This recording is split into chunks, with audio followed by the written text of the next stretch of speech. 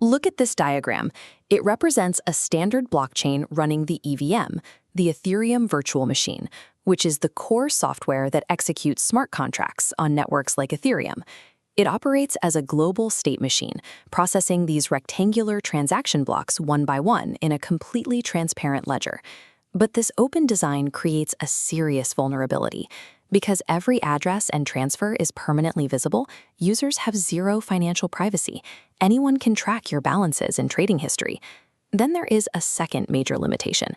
Forcing every transaction to wait in a single line creates a severe computational bottleneck.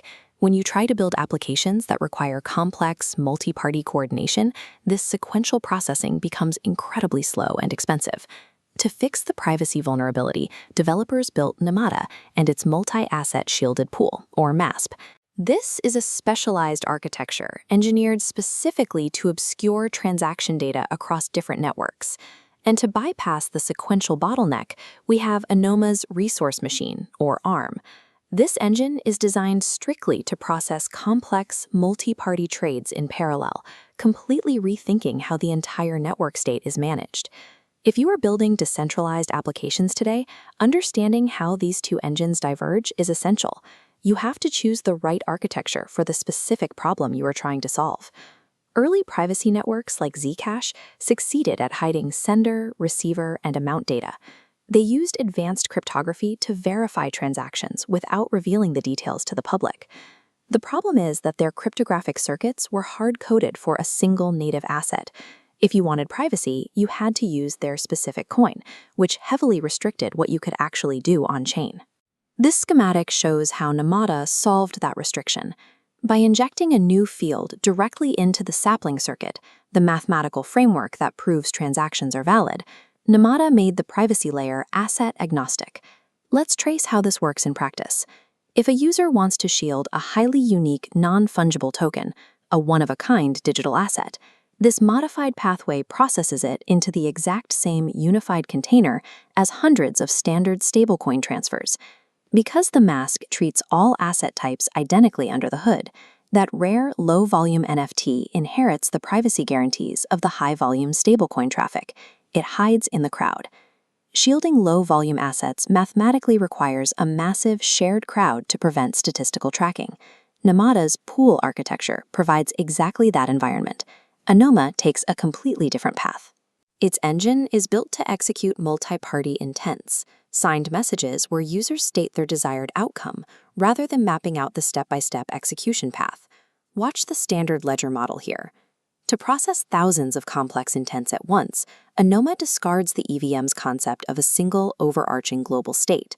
Instead, it uses the Taiga state model. Under Taiga, all data and assets are treated strictly as ephemeral, isolated objects called resources. This diagram illustrates the core operational rule of Anoma's engine. Resources are only ever consumed or created during a state transition. There are no persistent accounts to update. This allows us to track highly complex interactions, like a multi-party ring trade. Here, 3 different users are exchanging separate assets simultaneously, without relying on a central liquidity pool.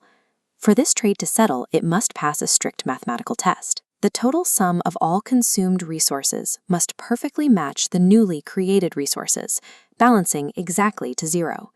Finally, the system checks the developer-defined validity predicates. These are custom rules attached to specific resources that dictate how they can be used. If every predicate involved in the transaction evaluates to true, the trade executes. Scaling intent-centric applications requires localized parallel state updates. Anoma's resource architecture delivers this by removing the sequential global bottleneck entirely. This split screen shows exactly how these two architectures serve their specific objectives. On the left, Namada acts as a massive funnel routing diverse assets into a single shielded pool. On the right, Anoma treats every interaction as independent resources settling on miniature scales. These are not competing blockchains fighting to process the exact same transactions.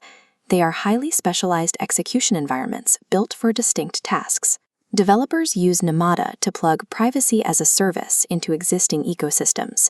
They route assets through standard interoperability bridges, the protocols that let different blockchains communicate, shield them in the MASP, and send them back. Conversely, Developers use Anoma to natively build entirely new intent-driven applications. These are apps that require atomic, multi-chain settlement and heavy parallel processing from the ground up. If you are an engineer stepping into Web3 today, you no longer have to force every problem into a single, monolithic smart contract. The next generation of decentralized applications relies heavily on matching your specific computational bottleneck to the right foundation. You use a pool for privacy and a resource for intents.